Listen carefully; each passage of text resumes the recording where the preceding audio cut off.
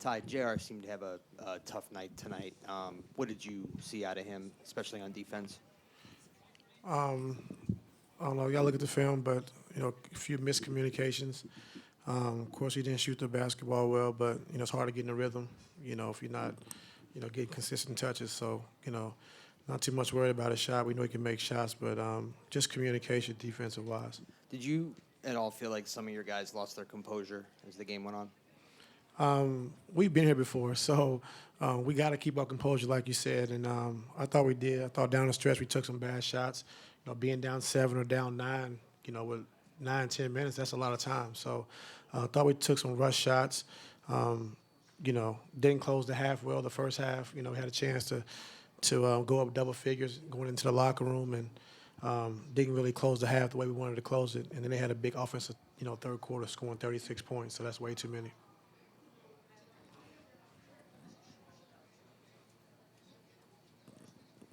Steve. Steve Ashburn, NBA.com. When you come back to JR like that, even when he's not been shooting the ball well, is that defensive minded, and are you just thinking he can get a good look or It's two? both. I mean, defensive wise, and I think he can make big shots. He's taken big shots, made big shots for us. So no matter what he's shooting for the game, we know he can get going at any point in time. So that's the reason. He had just sort of gotten tangled up with Marcus at the other end, the previous possession. Was that frustration on JR's part when he got into it? I mean, just competing. I mean, battling. They're playing physical, so that's just part of competing. Jayson. Ty, I know you're not getting a lot of contributions out of a lot of guys right now, but why is Rodney Hood still in the rotation? Because I want him there. What has he done to show? Well, what has he done to show you that he deserves those minutes? Well, I'm gonna keep playing him, so he'll be better. And I thought last game, game 1, he really played well for us, going 5 for 12, getting in double figures. So that's why I went with him. Dave.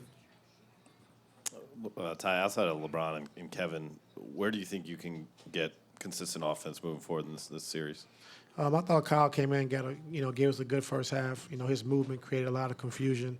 They're switching a lot of stuff, so being able to attack with Bron and Kevin in the post and then kicking out to guys for shots or putting it back down on the floor. But we really don't have a lot of guys that can drive and penetrate the paint, once the ball comes out because we have the shooting. So we'll be better going back home. We know that. They play well, in that second half, and we got to be ready to go on Saturday. Down front. Ty, you spoke about it a moment ago about the end of the first half and that period into the first part of the third quarter. Anything tactically that you saw that wasn't you guys? Yeah, I mean, we turned the ball over late. They got an easy, uncontested layup to go in and have. And then the third quarter, we kind of exchanged baskets back and forth. Had a couple of miscommunications on defense. And then they scored some easy ones, and they kind of got them going. And then, kind of snowball from there. Marla. Marla Ridenour, Akron Beacon Journal.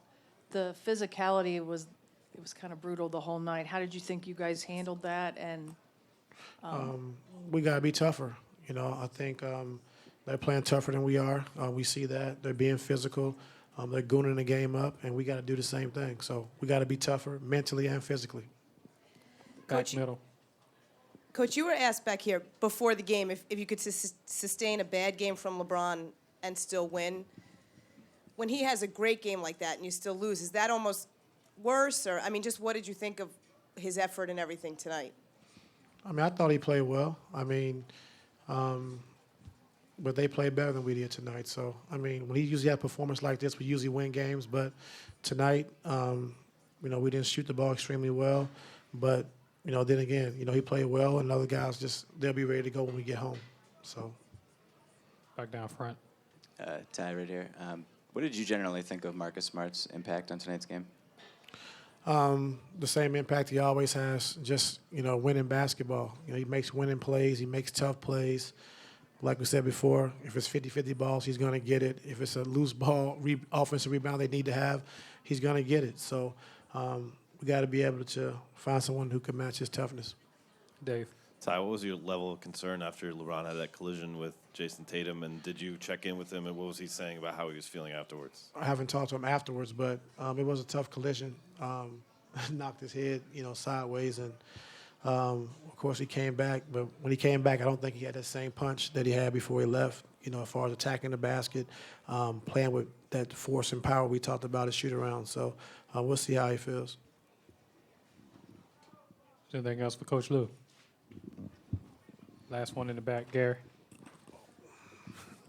Sorry, Ty. Gary That's all Washington, right, G. Boston Globe. You got 3 days off. How do you get, I mean, it seemed like Jeff, when he made that turnover, put his head down, the Rozier layup where you guys kind of stood and watched. How do you get the spirits lifted over the next 3 days after losing the first two? Well, I mean, the reality is they did what they were supposed to do. They took care of home court. We have to win one game here.